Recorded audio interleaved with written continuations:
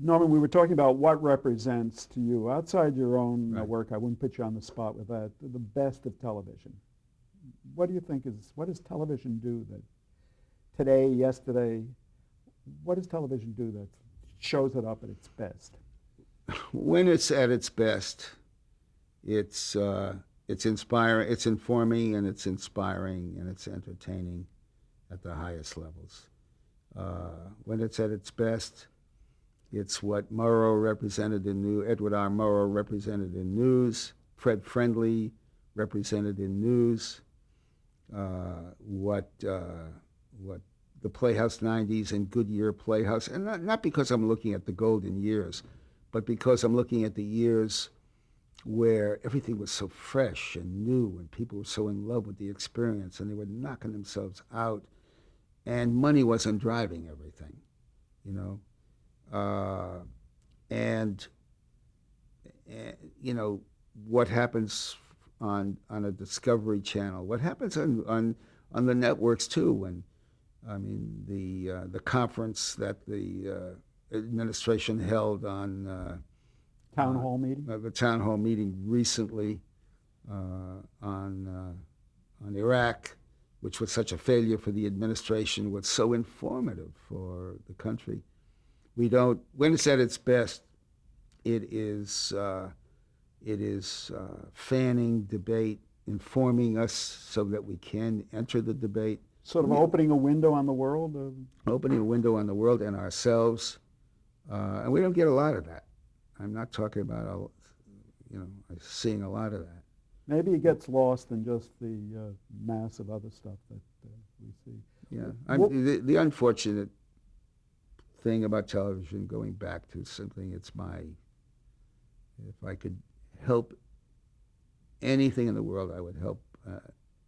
I would help to diminish the bottom line, short-term mentality of what dominates our lives and our culture. You know, give it to me now at the expense of the future. when you were inducted into the Television Hall of Fame, in general terms, they were inducting you for your contributions to television, and they cited the shows that you were responsible for. What do you think you contributed to television, to put it in specific terms rather than the generality? I love answering that question with this little anecdote. I don't remember what year it was in the 70s, flying across country at night with, I don't know whether we had 4 or 5 shows working, but I remember looking down for the first time thinking, hey, it's just possible wherever I see a light, I've helped to make somebody laugh. The shows with which I'm connected made somebody laugh. Overwhelming experience and answer to that question. A good percentage of those lights were lights in homes where people were gathered, and something I had done made for laughter in so many of those homes. What about That, thinking in those homes? you know, with All in the Family especially, people always ask, or talk about it changed the face of, and it made people, change the nature of bigotry or the thoughts about it. I can't honestly say I think I have seen that. I know from the mail and everything else that people love to talk about it afterwards. And I think that, if it engendered conversation, that's everything. My grandfather used to say, you throw a pebble in a pebble in the water, and no matter what's the size of the lake, Norman, the level of the water rises. Oh, come on, Grandpa, what are you talking? Even if I throw a rock, I'm not going to see the water, but it rises. Any physicist will tell you it rises. So from that, I extrapolate. You get the ripples, but you never see the water rise. I've never seen anybody or heard anywhere that somebody conducted their life differently because they saw an, If an advertiser Another- can, if an advertising get people to go into the store and buy a deodorant or a razor blade, certainly you've had an impact on people as well. I mean, you can't believe that there has but to they, be- but they're preaching the same message, wall to wall and floor to ceiling, always the same. they're pounding it into. And and that's not the nature of these shows. Barbara Walters always asks her profile subjects, how would you like to be remembered? And who am I to argue with Barbara? How would you like to be remembered? If I had a tombstone, I would probably be cremated, but if I had a tombstone, I would like it to read, even this I get to experience. And you're going to get to experience a few names that I'm going to mention to you, and Okay. please give me your reactions to them. Grant Tinker, Oh. a fellow producer, colleague of yours. A man, one of the few men in my life who defined the word decency. How's about if we added class? Class.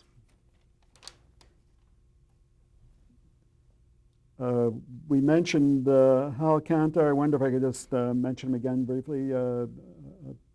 Sizable talent. Oh, Hal Cantor, one of the great wits. If you're not going to mention Larry Gilbert, I'd like to throw him in there too, as perhaps the greatest wit I've ever known. But Hal Cantor, Hal Cantor on his feet at a dinner, Hal Cantor in a room anywhere, Hal Cantor is priceless. Bill Paley. Did you have any relationship at all with Bill Paley? Bill Paley, I never heard from Bill Paley in all the years. We had several shows on CBS until I didn't want there to be an Archie Bunker's place because I just wanted to put the characters, tie them in a ribbon and put them on a shelf. But Carol wanted to do it, and I respected that, but I just didn't want... Anyway, that's when I heard from Bill Paley. "No, man, when are you going to be in New York? Love to see you." And one of the great romancers. But that's when he chose to deal with me, was when he wanted Archie Bunker back So because it was good for the network. Did you actually meet with him? I did. I He had tried breakfast to with him a convince couple you of times. to continue with Yeah. it? And finally, a lady I think you know, Lynn Davis. Lynn Davis? Yes. Lynn Davis? How did you meet your wife? Lynn Davis. My wife and I were separated. Frances, Lear, and I were separated. We came back together again to try for a few months. We had a small dinner party the very first night. Our friends, Richard and Betty Dorso, were coming over, and the aforementioned, but many days ago, Dan Melnick. And Dan Melnick bought what I learned was a blind date. He was bringing somebody over he had never dated before, and that was Lynn Davis. So I met her opening my front door. And then later, Did she work in the business? No, she's a psychologist, Uh-huh. PhD. Right. I'm sorry, and I interrupted you. No, Later, you said. Later, when Frances and I took Split. different paths, Yeah. she was in my life. And so you started a new family at an advanced age. How is that? Well, if you think of it as advanced, I suppose. But how has that been? Has that been reliving your life and having a chance to make up for some? No, of it's not reliving. It's living. I mean, I'm awed by all of it.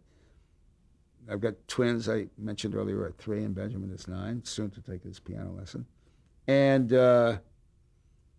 I've got 3 very grown daughters, and they and my wife and they and the little children and their children and my children. We've come through a very difficult time to get here because these situations are not easy. But my God, Thanksgiving was, Special. my 75th birthday last July. We're planning this next Christmas. I mean, these have been glorious times. This family, my older daughters and my wife are just great. And my kids and my grandkids are just, it's good. I'm good. happy. I'm very pleased. Final question, if I may, and that is, will you ever go back to doing television? Well, we've got several things in the hopper right now in television. I'm, I've been, we didn't mention a show called AKA Pablo, which was the only Hispanic family that's ever been on the tube, that I thought was, going to be terrific. With Paul Rodriguez? With Paul Rodriguez. That was one of those things where they bought 13, maybe put 6 on, I don't remember. And I've got another one. I'm still aching to see a Latino family on the air, and so we've got another one we're desperately casting and trying to get arrested with one of the networks. I got another one called Maggie Bloom with a black family, but it's one you haven't seen before, and a young woman you haven't seen before. So, and a couple of others, and a couple of films. So that part of my life is still active. You're still very active. Norman, the Archive of American Television, and I personally thank you very much for your generosity with time and with your comments and observations. It is a pleasure. And did I say on tape that only a fool could talk this long about himself? Yes, I think Or am I saying it here for the first time? But please remember, I You're understand hardly this a fool. 50 years from now. Yes. Thank you.